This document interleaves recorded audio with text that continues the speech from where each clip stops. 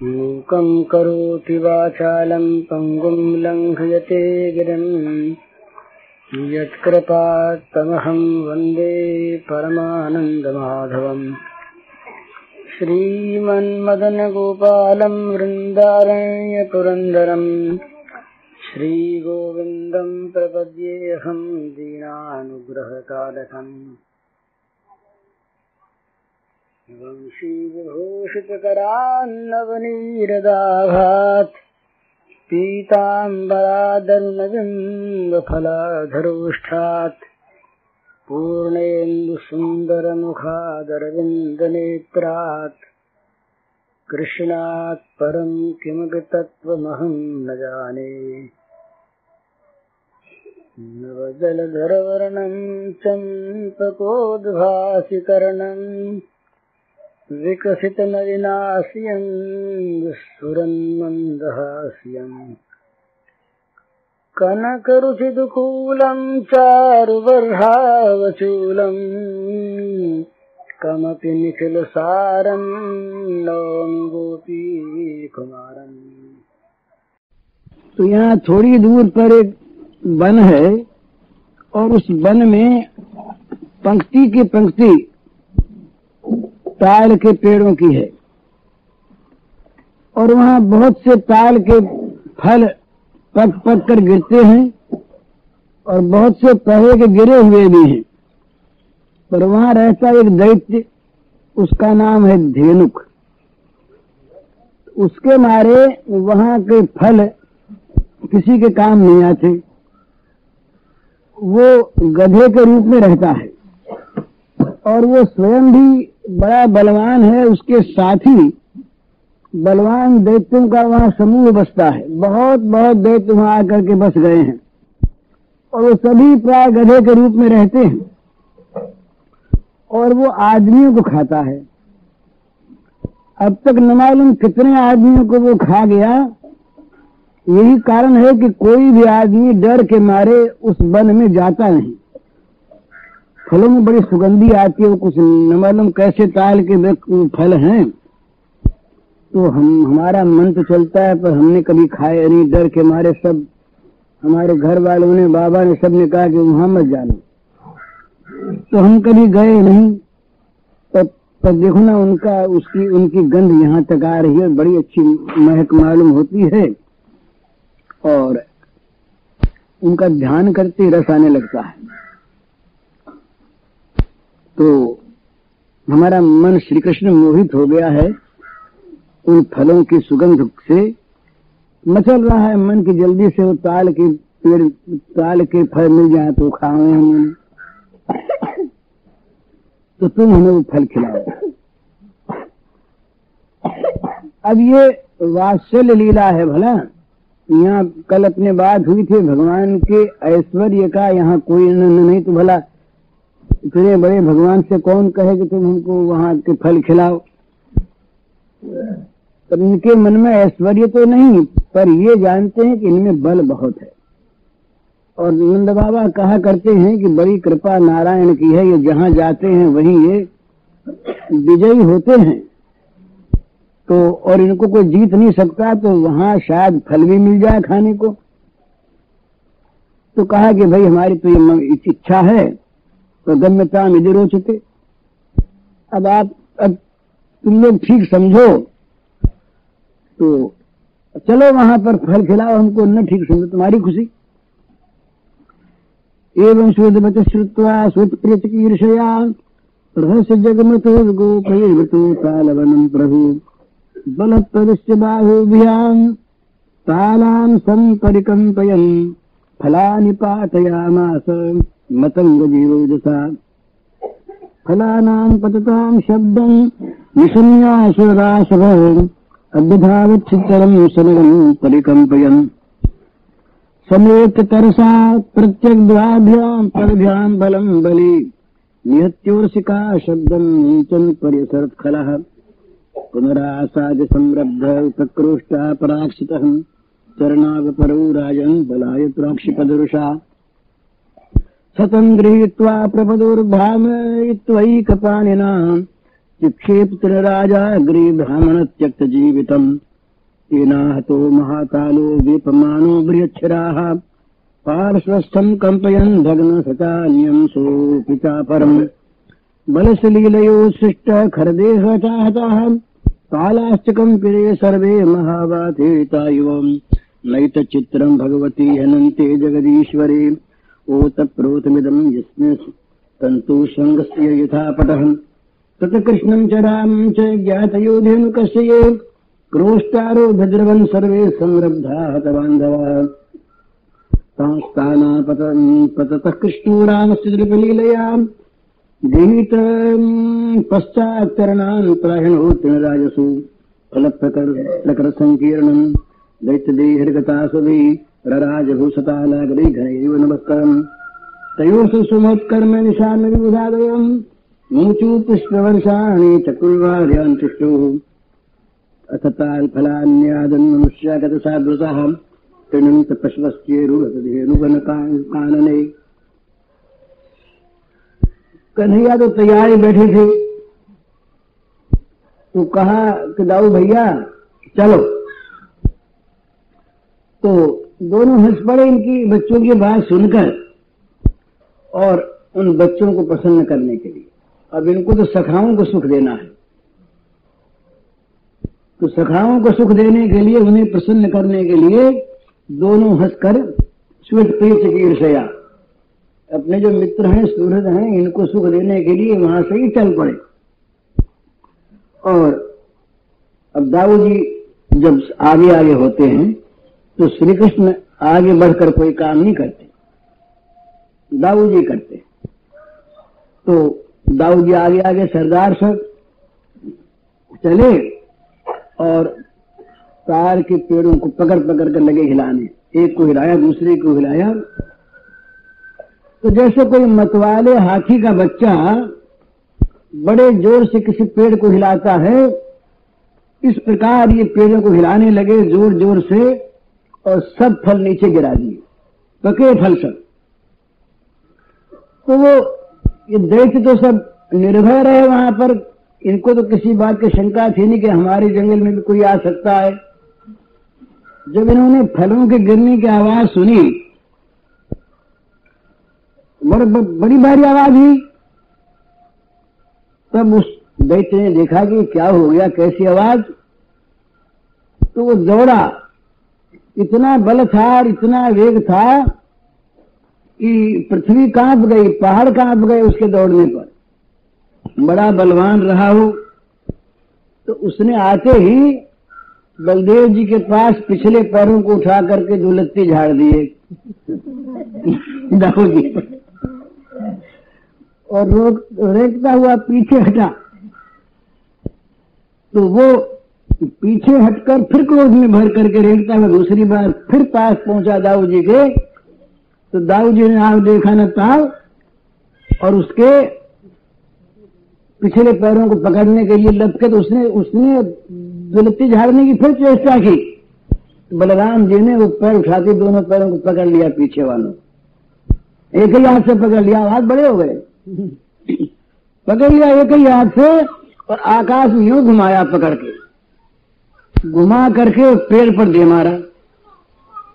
बस पेड़ के लगते ही उसके प्राण पखेरु उड़ गए, वो सदगति को प्राप्त हो गया। तो जब उसकी चोट लगी उस पेड़ के, बड़े जोर से वो गिरा, उसमें बड़ा बल था और बड़ा बोझ था उसमें। तो उस ताल का पेड़ तो बड़ा भारी था, बड़ा विशाल। तो वो पेड़ पर इसकी जब चोट लगी इसके शरीर की, तो पेड़ भी टकरा कर जड़ से उखड़ के गिर पड़ा। और पेड़ का तो वहां बगल बगल में बहुत पेड़ थे, एक पेड़ गिरा दूसरे पर, दूसरा पेड़ टूटा गिरा तीसरे पर, तीसरा गिरा चौथे पर। तो एक दूसरे को गिराते हुए ताल के बहुत से पेड़ एक साथ ही टकरा कर गिर पड़े। अब बड़ा वहां पर शोर हो गया। तो और वो ताड़ के सारे पेड़ हिल गए। तो कहते हैं कि भाई ये कोई इसमें बड़ी बात नहीं, जैसे तूफान आवे और तूफान में बड़े जोर की आंधी आवे जिससे सारे पेड़ हिल जाएं, इस प्रकार से बहुत से टूट पड़े और हिल गए सब के सब। तो कहते हैं कि भाई ये कोई बड़ी बात आशय नहीं था। चित्रम भगवती अनंते जगदीश्वरे ओतप्रोदमिदम इसमें तंतु स्वंग से यथापट। बोले भाई भगवान ये बलराम जी हैं, ये तो जगदीश्वर हैं। सारा संसार इन जगदीश्वर में वैसे ओतप्रोत है जैसे सूत में कपड़ा, सूत ही सूत है। तो भगवान ही भगवान हैं, तो इनके लिए कोई आश्चर्य की बात नहीं।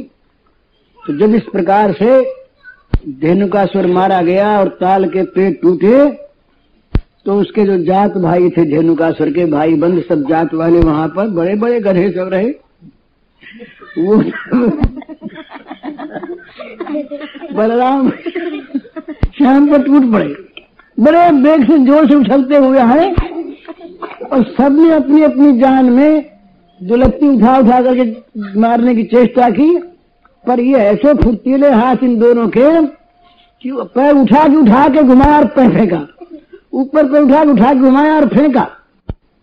इस प्रकार से जो जो पास आया उन सबको लीलया खेले ही खेल में और उनके पिछले पैरों को पकड़ पकड़ के ताल के पेड़ों पर दे मारा। तो वो सारी जमीन वहां की थी वो ताल के पेड़ों से पट गई, तमाम ताल के पेड़ ही पेड़ बिछ गए और तमाम फल ही फल वहां पर, तमाम ताड़ के फलों से भूमि भर गई वहां की। तो और सारे दैत्यों के शरीर वहां पर पृथ्वी पर फैल गए, न मालूम कितने दैत्य मरे। तो ताड़ और ताड़ के फल और दैत्य इनके मारे वो सारा वो वहां का जो भूभाग था वो ढक गया, जैसे बादल आकाश को ढक लेते हैं उसी प्रकार से वहां की भूमि ढक गई। तो देवता तो सब देख रहे थे, देवता डर भी जाते हैं बहुत जल्दी और जब इनके मन की होती है तो फूल बरसाने लगते हैं। तो देवता सब देख रहे हैं मंगलमयी लीला राम श्याम की और देवता बस लगे फूल बरसाने, तो फूल की टोकरी लिए रहते बरसाने लगे और बाजे बजा बजा करके ऊपर से दुंदुभी बजाने लगे, स्तवन करने लगे। ममुचु पुष्प वर्षाणी चकुर्वाद्यान तुष्टि सुमत कर्म निशान विबुधा दया। तो इस प्रकार से देवताओं के बाजे बजने लगे, स्तुतियां गान होने लगा। अब तो श्री कृष्ण ने कहा भाई तुम लोग खूब खाओ फल और तमाम जा करके बोल देना गांवों में कि सब मनुष्य यहाँ आवे और फल खाएं। अब निष्कंटक हो गया ये वन फल खाने के लिए सबको, और गायों को भी छोड़ दो, इधर कोई हर्ज की बात नहीं। पशु यहाँ पर स्वच्छंदता से घास चरें और मनुष्य यहाँ के फल खाएं। तो उस दिन से वो मनुष्यों के लिए जो अब तक उस पर रोक लगी हुई थी, बांध था, वो टूट गया और मनुष्य वहां पर फल खाने लगे बड़े सुंदर सुंदर, और ये पशु घास चरने लगे। कृष्ण कमल पत्राक्ष पुण्य श्रवण कीर्तन स्तूयमानो ब्रजति। वो कमल दल लोचन भगवान श्री कृष्णचंद्र अब वहां से दाऊद जी के साथ ब्रज में लौटे। ग्वाल बाल सब उनके पीछे पीछे स्तूयमानो गोपी सागर जो बजमा ब्रज, सारे ग्वाले बच्चे सब पीछे पीछे गीत गाते हुए। आज तो ताल के फल खा कर के आए ना, ताड़ के, तो नशा चढ़ा है सबको। तो वो मजे में पीछे पीछे दौड़ते हुए गाते हुए सब चले। तम गोरुजुरित कुंतल बद्ध वर्रपन्न प्रसून रुचिरे क्षण चारुहासम वेणुम कुनंत मुगैरन गीत कीर्तिम गोपूजशोभ्यगमन समेताः। वो श्री कृष्ण के घुंघराली अलकावली पर गायों के खुर से उड़ उड़कर तमाम धूल पड़ी हुई थी। सिर पर मोर पंख का सुंदर मुकुट था और बालों में अपने आप और सखाओं ने भी सुंदर सुंदर वन्य पुष्प गूंथ दिए थे और नेत्रों में तो इनके मधुर रस बहता ही है। बड़ी मीठी मीठी चितवन इनकी और मुख पर मनोहर मुस्कान, मधुर मधुर मुरली बजा रहे और ग्वाल बाल सब उनके साथ साथ ललित कीर्ति भगवान की गा रहे। रोज का काम, श्री गोपांगनाएं बहुत सी गोपियां एक साथ बंसी ध्वनि दूर से सुनने के पहले प्रतीक्षा में ही बाहर निकल आई। न मालूम उनकी आंखें श्याम सुंदर को देखने के लिए कब से तरस रही थी। अखियां हरि दर्शन की प्यासी। ये ब्रज के लोगों की आंखें निरंतर प्यासी बनी रहती हैं, हरि दर्शन की तरसती रहती हैं। दर्शन मिल जाता है तो इनके प्रेम के आंसू आ जाते हैं, देख नहीं पाती। एक कवि ने बड़ी सुंदर इस पर बात लिखी,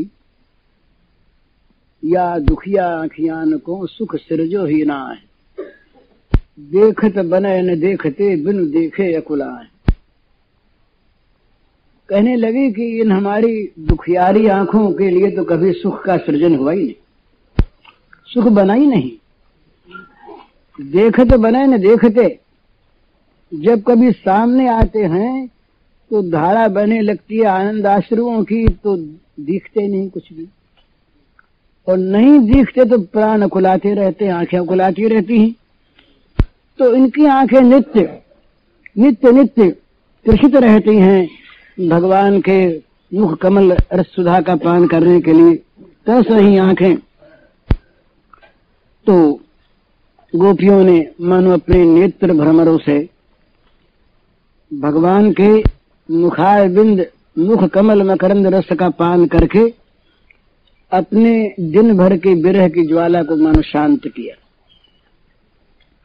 और भगवान ने भी उनकी ब्रीड़ापूर्ण सलज्ज हंसी और विनय से युक्त उनकी विकट चितवन का सत्कार स्वीकार करके ब्रज में प्रवेश किया। यशोदा मैया और रोहिणी मैया का तो वात्सल्य समुद्र मानो उमड़ ही रहा था। तयोर यशोदो यशोदा रोहिण्यौ पुत्रयो पुत्रवत्सले यथा कालम विधत्तां परमाशिषं गताध्वानश्रमौ तत्र मज्जनोन्मर्दनादिभिः नीवीं वसित्वा रुचिरां दिव्यस्रग्गन्धमण्डितौ धनन्युपहृतं प्राश्च स्वादुन्नमुपदालितौ संविश्य वरशय्यायां सुखं शुशुभतुर्ब्रजे। एवं स भगवान् कृष्णो वृंदावन क्वचित् ययो रामृते राजन् कालिंदी सखिभिर्वृतः। यशोदा मैया रोहिणी जी ये तो बस प्रतीक्षा कर ही रही थी, सब चीजें सजा के रखी थी पहले से, खाने पीने का सारा सामान, उबटन का सामान, नहाने का सामान, जैसे साबुन तेल रखते हैं ना आजकल लोग, गंदी चीज, और उन्होंने तो बस पहले से उपटन सब संजो के रखा, नहाने के लिए चीज रखा और खाने का पहले रखा। आते को थोड़ा कलियावा कर लेंगे, कुछ माखन वाखन खा लेंगे, उसके बाद उपटन लगाएंगे। तो इनका स्नेह सागर उमड़ रहा था वात्सल्य का। श्याम राम के घर पहुंचते ही और उनके इच्छा के अनुसार और समय के अनुरूप पहले से ही वो सजा सजा कर रखी हुई सब वस्तुएं खिलाई पिलाई पहनाई, तेल उपटन लगाया, स्नान करवाया और दिन भर घूमने की थकान को दूर किया। फिर अच्छे अच्छे कपड़े पहनाए, नए नए धूल में भर गए, सब नए कपड़े पहना दिए। फिर बड़े सुंदर दिव्य पुष्पों की माला की मैया ने पहले ही बना कर रखी थी। मैया जानते कि इनको पुष्प बड़े प्यारे हैं, तो पुष्पों की दिव्य पुष्पों की माला पहना दी, चंदन वंदन लगा दिया। फिर कहा अब जीमो मजे में, कलेवा तो पहले कर लिया। तो बड़ा स्वादिष्ट भोजन माताओं का परोसा हुआ। तो जनन्युपहृतं पराश, ये भोजन जो है ना, भोजन में एक चीज होती है, भोजन से पेट तो हरेक का भरता है, पर कोई भोजन पेट भर के पेट में दुख दर्द पैदा कर देता है। भोजन बनाने वाले का और खिलाने वाले का जैसा भाव होता है, उसके अनुसार भोजन का प्रभाव पड़ता है शरीर पर। इसलिए अपने यहाँ कहा कि माँ के हाथ का भोजन इससे बढ़कर अमृत कहीं नहीं। पति के लिए पत्नी के हाथ का भोजन, कि दूसरे लोग जो भोजन बनाते और परोसते हैं उसमें वो हृदय का अमृत नहीं रहता, रहता ही नहीं। चीज चाहे कैसी बन जाए, बढ़िया बन जाए, देखने में खाने में सुंदर लगे, पर उनके अंदर अमृत नहीं रहता। और भगवान ये खोजते अमृत।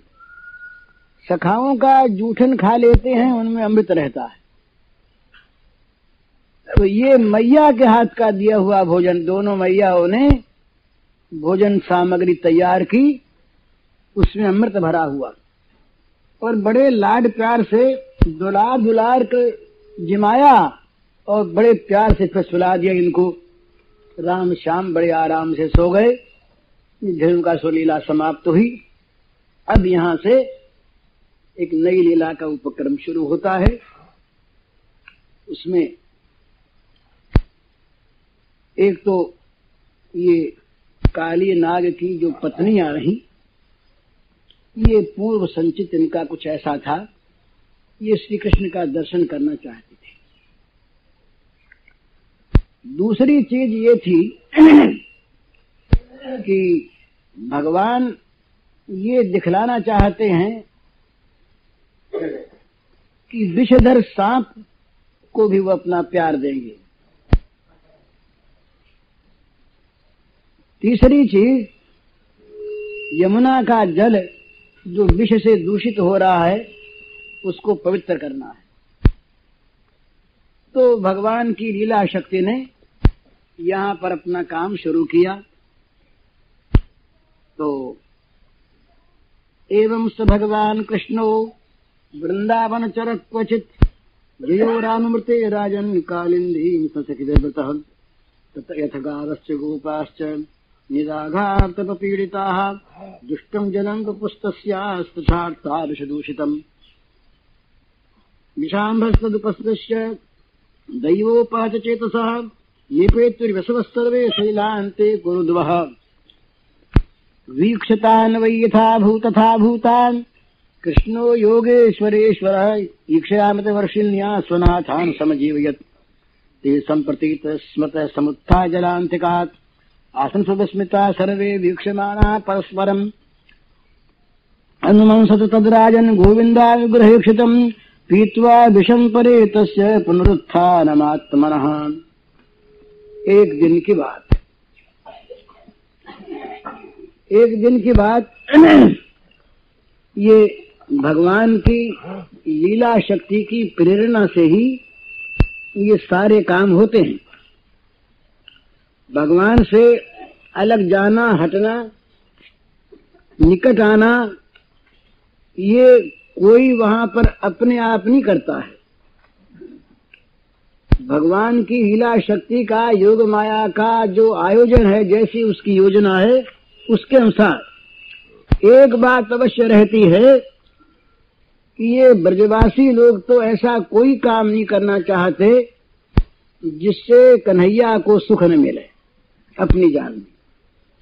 और कन्हैया तो वहां पर वे तो प्रकट ही हुए हैं इनको सुख देने के लिए, इनके सुख का आस्वादन करना और इनसे सुख प्राप्त करना, ये कन्हैया का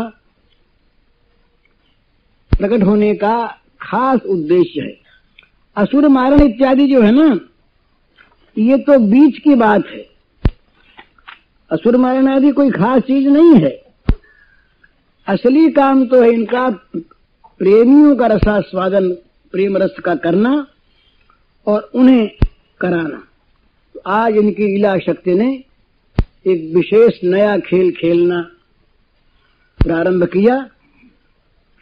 तो ये गए गाय चराने गए। तो दाऊ जी को साथ नहीं ले गए। आज भी गाय चराने गए तो बड़ा सुंदर सुंदर घास था, वहां पर पानी था, लेकिन ये गायें चरती चरती आगे बढ़ गई और न मालूम क्या हुआ, गायें बिदक गई सब। खेल रहे थे सब। तो इनकी खेल ही खेल में गायें जो बड़ी शांत रहती वो आज बिजुक गई। जो श्याम सुंदर को देखा ही करती निरंतर, वे आज श्याम सुंदर को छोड़ के आगे बढ़ने लगी, दौड़ने लगी। क्यों दौड़ने लगी? कि अचिंत जो लीला शक्ति भगवान की, उसने अपनी योजना को सिद्ध करने के लिए डोरी खींच दी, ऐसी खींच दी। तो गायें भाग चली आगे सघन बन। तो अब ये खेल रहे थे, जब गायों को भागते देखा तो इनकी लीला भी स्थगित हो गई। इन्होंने कहा अरे घेरो गायों को। हंसने लगे और कहा रे भैया ये घेर लाओ गायों को, तो ये भी पीछे पीछे तमाम गोप भाग चले। सुने नहीं, आगे आगे गायें भागी जाएं, पीछे पीछे ये शिशु सब भागे जाएं। ये जरा धीरे धीरे, जरा श्याम सुंदर धीरे धीरे सब आगे भाग गए, आंखों से ओझल हो गए और श्री कृष्ण अकेले पीछे रह गए। तो ये अब मानो एक डाल को पकड़ करके खड़े हो गए और ये बहनी मुट्ठी से अपने होठों को लगा करके और यूं मानो संकेत सा यूं करने लगे। पर सखाओं ने आज ध्यान नहीं दिया। तो ये बोले अच्छा कुछ देर आराम ही कर लें। तो बंसी बड़ शीतल जमुना तट अति परम सुखदाय, सूर श्याम तह बेट बैठ विराजित सखा कहाँ विरमाए। सोचने लगे, बैठ गए जाके बढ़ के पेड़ के नीचे कि देखे क्या होता है, इनको तो लीला करनी। तो सोचा अब तक आए नहीं रहे, क्या हो गया। फिर बाल लीला, फिर माधुर्य आया। सारे विश्व नियंता, विश्व की तमाम चिंताओं को क्षण भर में हरण करने वाले सखाओं के लिए चिंतित हो गए। आज 2 घड़ी बीत गई, अरे नहीं लौटे, क्या हुआ।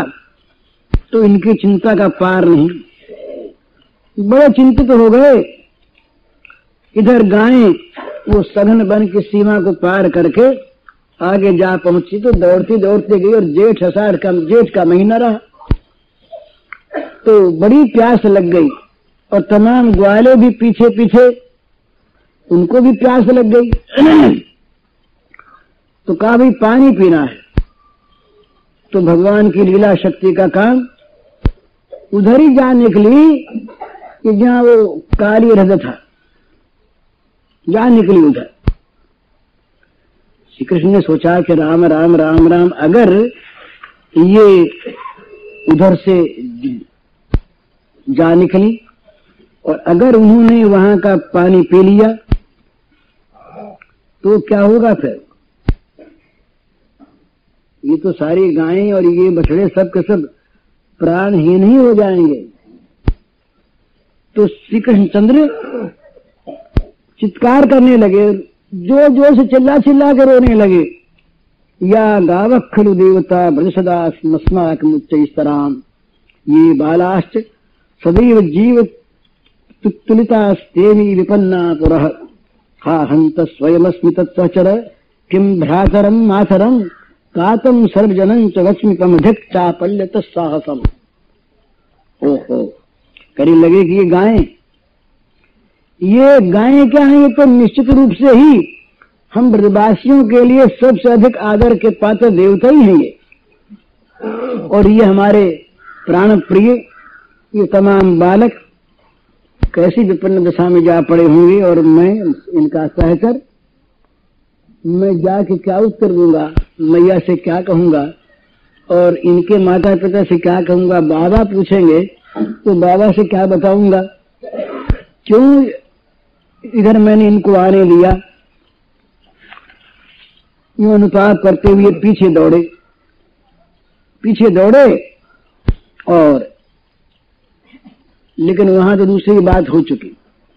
ये गोप शिशु जानते थे, इन्होंने सुन रखा था अपने माता पिता से कि वहां एक अजगर रहता है, सांप रहता है, बड़ा भारी जहर फैला रहता है और वहां कभी जाना मत। पर आज उनको जाना, ये जानते हुए भी उधर जा निकले और बड़ी प्यास लगी हुई थी। गायों ने जा करके और पानी में जरा सा मुंह लगाने की चेष्टा की कि विष फैल गया। तमाम गायें वहां पर गिर गई। पीछे पीछे ये गए।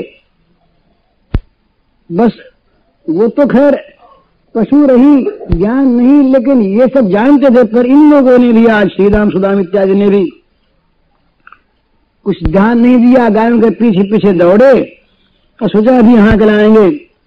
तो बस वो गए वहां पर जा करके जरा सा पानी की तरफ उन्होंने मुंह किया कि बस सब के सब मूर्छित हो गए।